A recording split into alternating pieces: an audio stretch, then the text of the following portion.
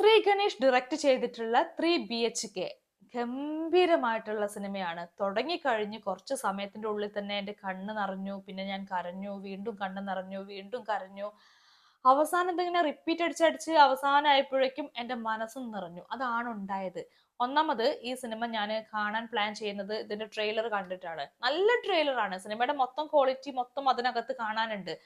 അപ്പൊ ഇത് നല്ല സിനിമയായിരിക്കുമെന്ന് എനിക്ക് ഉറപ്പായിരുന്നു. അങ്ങനെ സിനിമ കാണാൻ പോയി തിയേറ്ററിൽ ചെന്നു. പക്ഷെ നോക്കുന്ന നേരത്തെ ഒരു 2-3-4 പേര് തിയേറ്ററിലുള്ളൂ, കൂടുതൽ ആളുകളൊന്നുമില്ല. ഞങ്ങൾ ഇരുന്ന് സിനിമ കണ്ടു. പക്ഷെ ഒരു കാര്യം ഉറപ്പാണ്, കൂടെ ഇരുന്ന് കണ്ടവരുടെ മനസ്സ് കൂടി നിറഞ്ഞിട്ടുണ്ട് സിനിമ കണ്ടപ്പോൾ. അതെനിക്ക് 100% ഉറപ്പാണ്. ഇതിനകത്ത് ഒരുപാട് പേർക്ക് കണക്ട് ചെയ്യാൻ പറ്റുന്ന ഒരുപാട് കാര്യങ്ങളുണ്ട്. ഒന്ന് രണ്ട് കാര്യങ്ങളല്ല. പ്രത്യേകിച്ച് കുടുംബം എന്ന് പറയുന്ന ആ ഒരു സിസ്റ്റത്തിന് അതിൻ്റെതായിട്ടുള്ള വാല്യൂ കൊടുക്കുന്ന മനുഷ്യർക്ക് ഒരു പടി കൂടുതലായിട്ട് ഇത് കണക്ട് ചെയ്യാൻ പറ്റും. ഇമോഷണൽ ഫാമിലി ഡ്രാമ ഗണത്തിൽ പെടുന്ന സിനിമയാണ്. അപ്പൊ നമുക്ക് വൈകാരികപരമായിട്ട് തന്നെ ആ സിനിമയെ നമുക്ക് സമീപിക്കാൻ പറ്റും. അതുപോലെ തന്നെ നമുക്ക് കണക്ട് ചെയ്യാനൊക്കെ പറ്റും. ഇതിന്റെ ഡയറക്ടർ ആണെങ്കിൽ ഫസ്റ്റ് ടൈമാണ് ഇദ്ദേഹം ഈ ഒരു റോണറിൽ സിനിമ എടുക്കുന്നത്. അദ്ദേഹത്തിന്റെ സിനിമകൾ അറിയാലോ. എട്ട് തോട്ടകൾ, കുരുതിയാട്ടം പോലുള്ള ഗംഭീരമായിട്ടുള്ള മൂവീസ് തന്നിട്ടുള്ള ഡയറക്ടറാണ്. അപ്പൊ അദ്ദേഹത്തിന്റെ അന്നത്തെ മൂവീസ് ഒക്കെ എന്ന് വെച്ചാൽ ആക്ഷൻ ത്രില്ലർ ആയിരുന്നു, ക്രൈം ത്രില്ലർ ആയിരുന്നു. ഫസ്റ്റ് ടൈമാണ് ഇദ്ദേഹം ഈ പറയുന്ന ഇമോഷണൽ ഫാമിലി ഡ്രാമ എന്ന് പറയുന്ന ഒരു ഗണത്തിൽ ചെയ്യുന്നത്. പക്ഷെ അതിന്റെ ഒരു പതർച്ചയില്ല. പുള്ളിക്കാരൻ എത്രത്തോളം പെർഫെക്റ്റ് ആക്കാമോ അത്രത്തോളം മാക്സിമം ആയിട്ട് അതിന് ഔട്ട് നമുക്ക് തന്നിട്ടുണ്ട്. ഒരു കുഴപ്പം പറയാനില്ല എന്ന് മാത്രമല്ല, നമ്മളങ്ങ് എൻഗേജ് ചെയ്യിപ്പിച്ചു. അതാണല്ലോ ഇതിന്റെ ദൗത്യം എന്ന് പറയുന്നത്. കണ്ടിരിക്കുന്ന പ്രേക്ഷകർക്ക് എൻഗേജിങ് ആയിട്ട് ഫീൽ ചെയ്യണം. അതിവിടെ പക്കായിട്ട് സംഭവിച്ചിട്ടുണ്ട്. എന്തായാലും ഫാമിലി കാര്യങ്ങളൊക്കെ പറയുന്നതിന് മുൻപായിട്ട് ഇതിനകത്ത് ഏറ്റവും ആദ്യം എടുത്ത് പറയേണ്ട കാര്യമാണ് ഇതിന്റെ സംഗീതം എന്ന് പറയുന്നത്. അമൃത് രാംനാഥ് ആണ് സംഗീതം ചെയ്തിരിക്കുന്നത്. ഈ സിനിമയ്ക്കകത്ത് എത്രത്തോളം ആർട്ടിസ്റ്റ് ആണെങ്കിലും ഡയറക്ടർ ആണെങ്കിലും ഒക്കെ എത്രത്തോളം പെർഫെക്റ്റ് ആയോ അത്രത്തോളം, അല്ലെങ്കിൽ അതിനേക്കാൾ ഒരു 10 പടി മുകളിലേക്ക് നിൽക്കുന്നതാണ് ഇതിന്റെ സംഗീതം എന്ന് പറയുന്നത്. ഈ സിനിമയുടെ തുടക്കമുണ്ട്, ഓപ്പണിംഗ് ഷോട്ട് എന്ന് പറയുന്നത് തന്നെ ആ ഫ്രെയിമിനകത്ത് വരുന്നത് ഒരു ഫോട്ടോ ആണ്, ലാമിനേറ്റ് ചെയ്തൊരു കുടുംബ ഫോട്ടോ. ആ ഫോട്ടോയ്ക്ക് പുറകിൽ ഈ ഒരു പശ്ചാത്തല സംഗീതം, ഈ പറയുന്ന അമൃത രാംനാഥിന്റെ പശ്ചാത്തല സംഗീതം വരുന്ന സമയത്ത് ഒറ്റയടിക്ക് സിനിമ തുടങ്ങിക്കഴിഞ്ഞ് ഒറ്റയടിക്ക് ആ സിനിമയിലേക്ക് നമ്മൾ ചെന്ന് വീണു കഴിഞ്ഞു. പിന്നെ ഒന്നും ചിന്തിക്കേണ്ട, ഇനി കൂടുതൽ കഥാപാത്രങ്ങളെ അറിയേണ്ട, ഒന്നും അറിയേണ്ട. ആ ഒരു പശ്ചാത്തല സംഗീതത്തിൽ നമ്മൾ അങ്ങ് വീണു കഴിഞ്ഞു, സിനിമയിലേക്ക് എത്തിക്കഴിഞ്ഞു. പിന്നെ നമ്മൾ അങ്ങ് സഞ്ചരിക്കുക. അത് ആലോചിക്കണം. ഒരു ഒരു ഫ്രെയിം ചെയ്ത് ലാമിനേറ്റ് ചെയ്ത ഫോട്ടോയുടെ അതിലാണ് നമ്മൾ ചെന്ന് വീണിട്ടുള്ളത്, പശ്ചാത്തല സംഗീതം കാരണം. പിന്നെ നമ്മൾ ആ കഥയോടൊപ്പം പോയിട്ട് പിന്നെ നമ്മൾ ത്രൂ ഔട്ട് അവരുടെ കൂടെ പോയിക്കൊണ്ടിരിക്കുകയാണ്. എവിടെയൊക്കെ കരഞ്ഞു, എവിടെയൊക്കെ നമ്മളെ വേദനിപ്പിച്ചു എന്നൊന്നും പറയാൻ പറ്റില്ല.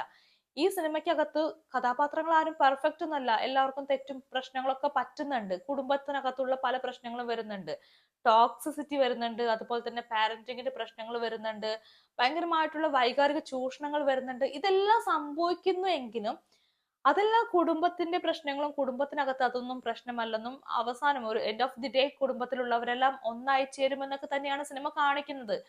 ഈ പ്രത്യേകിച്ചും ഈ സിനിമ കാണുന്നവർക്ക്, കുടുംബവുമായിട്ട് ജീവിക്കുന്ന ആളുകൾക്കൊക്കെ ഭയങ്കരമായിട്ട് ഈ സാധനം മനസ്സിലാക്കാൻ പറ്റും, ഈ പറയുന്ന കാര്യങ്ങള്. ഇതിനകത്തുള്ള നായകനായിട്ടുള്ള നമ്മുടെ സിദ്ധാർത്ഥ് ചെയ്തിട്ടുള്ള കഥാപാത്രം പ്രഭു പ്രഭു എന്ന് പറയുന്ന കഥാപാത്രം പലപ്പോഴും പേഴ്സണലി എനിക്ക് ഭയങ്കരമായിട്ട് ബുദ്ധിമുട്ടുണ്ടാക്കിയ കഥാപാത്രമാണ്. കാരണം ആ കഥാപാത്രം ഒരുപാട് ത്യാഗം ചെയ്യുന്നുണ്ട്, സാക്രിഫൈസ് ചെയ്യുന്നുണ്ട് ലൈഫിൽ അച്ഛനോടുള്ള സ്നേഹം കാരണം. ഈ അച്ഛനാണെങ്കിൽ മകനെ ഭയങ്കരമായിട്ട് വൈകാരിക ചൂഷണം ചെയ്യുന്ന വ്യക്തിയായിട്ടാണ് എനിക്ക് ഉടനീളം തോന്നിയിട്ടുള്ളത്. പലയിടത്തും കൃത്യമായിട്ടുള്ള വൈകാരിക ചൂഷണം ചെയ്യുന്നുണ്ട്. ഇമോഷണൽ അബ്യൂസ് എന്ന് പറയാം, അല്ലെങ്കിൽ ഇമോഷണൽ വയലൻസ് എന്ന് പറയാൻ പറ്റും, എങ്ങനെ വേണമെങ്കിലും പറയാം.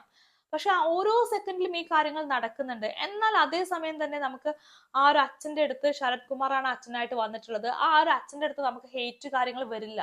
കാരണം നമുക്ക് ഹെയ്റ്റ് വന്നു തുടങ്ങും എന്നാകുന്ന അടുത്ത സെക്കൻഡ് വെച്ചിട്ട് ആ അച്ഛനെ ഇഷ്ടപ്പെടുന്ന എന്തെങ്കിലും ഒക്കെ കാര്യങ്ങൾ ഡയറക്ടർ നമുക്ക് തരും.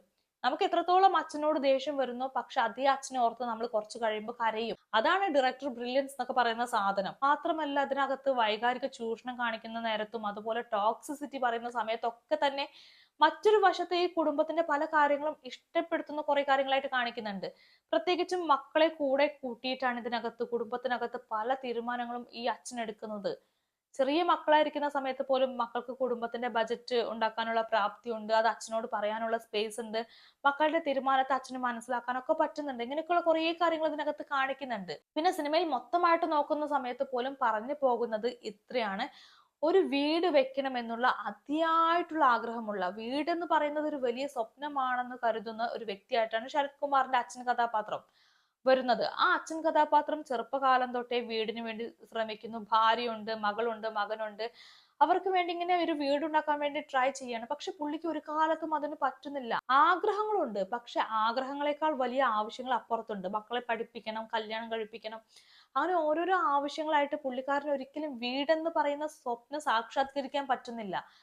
ആ ഒരു സ്വപ്നം നടക്കാതിരിക്കുന്ന സമയത്ത് നമുക്ക് ആ ഒരു കഥാപാത്രത്തിന്റെ ആ ഒരു വിഷമം അതുപോലെ കണക്ട് ചെയ്യാൻ പറ്റുന്നുണ്ട്. അതുപോലെ സിദ്ധാർത്ഥന്റെ മകൻ കഥാപാത്രമാണെങ്കിൽ ഇതിനകത്ത് ഒരുപാട് ഗതികെട്ട കഥാപാത്രമാണ്. അച്ഛന്റെ വൈകാരിക ചൂഷണത്തിന്റെ മേലെ ഇരയാവാന്ന് പറയില്ലേ, വിക്റ്റിമാണ്.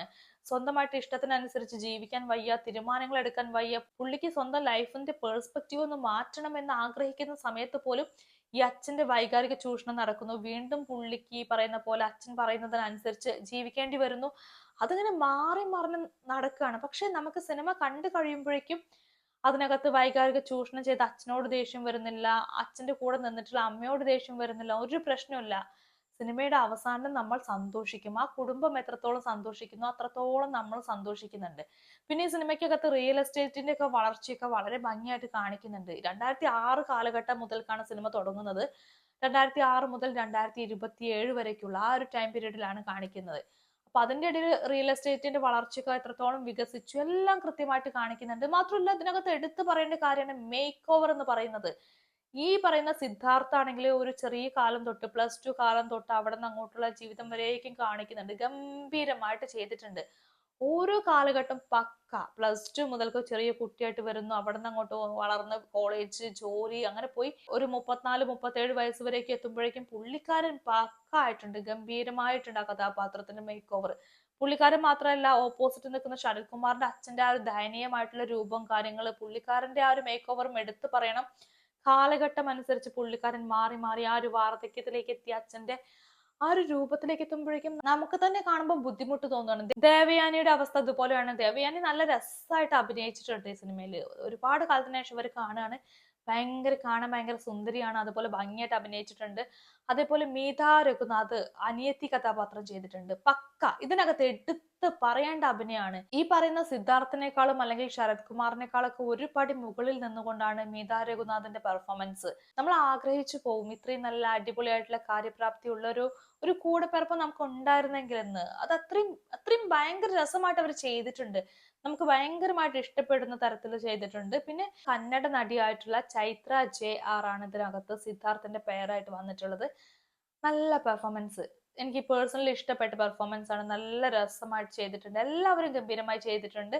അപ്പൊ സിനിമ മൊത്തത്തിൽ നോക്കുന്ന സമയത്ത് ഞാൻ പറഞ്ഞില്ലേ, ഫാമിലി ലൈഫ് ഒക്കെ കാണിക്കുന്ന സമയത്തും അതിനകത്തുള്ള പ്രശ്നങ്ങൾ കാണിക്കുന്ന സമയത്തും ഏത് തരം വൈകാരിക ചൂഷണം കാണിച്ചാലും അതൊന്നും പ്രശ്നമായിട്ട് വരില്ല. സാധാരണ ഞാൻ അങ്ങനെ കണ്ടിട്ടുള്ളത് ഇപ്പൊ മലയാളത്തില് സ്ഫടികം സിനിമയിൽ കണ്ടിട്ടുണ്ട് ഈ സംഭവം. അതായത് അച്ഛൻ മകനോട് എത്രത്തോളം ടോക്സിസിറ്റി കാണിച്ചു കഴിഞ്ഞാലും, പാരന്റിങ് പ്രശ്നമാണെങ്കിലും, ആ അച്ഛനോട് നമുക്ക് എത്ര ദേഷ്യം വരുമെങ്കിലും സിനിമയിൽ ഒരിക്കലും അച്ഛനെ നമുക്ക് വെറുക്കാൻ പറ്റില്ല. എത്ര ദേഷ്യം വന്നു കഴിഞ്ഞാലും ആ അച്ഛനെ നമ്മൾ ഇഷ്ടപ്പെട്ടു പോകും. അതുപോലെ തന്നെയാണ് ഇതിനകത്തുള്ള അച്ഛന്റെ കഥാപാത്രവും. നമുക്ക് ദേഷ്യമൊക്കെ വന്നു പോകും, പക്ഷെ നമ്മൾ ഫൈനലി ആ അച്ഛന്റെ കൂടെ തന്നെ നിൽക്കുള്ളൂ.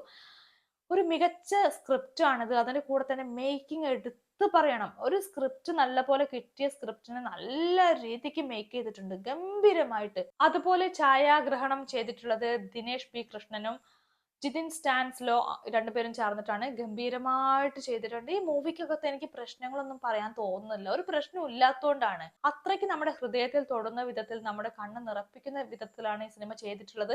സോ ഇത് ഒരു നല്ല മൂവിയാണ്. നല്ലൊരു ഇമോഷണൽ ഫാമിലി ഡ്രാമയാണ്. നമുക്ക് ദോഷങ്ങളൊന്നും പറയാനില്ലാത്ത വിധത്തിൽ ഗംഭീരമായിട്ട് ചെയ്തു വെച്ചൊരു നല്ല മൂവിയാണ്.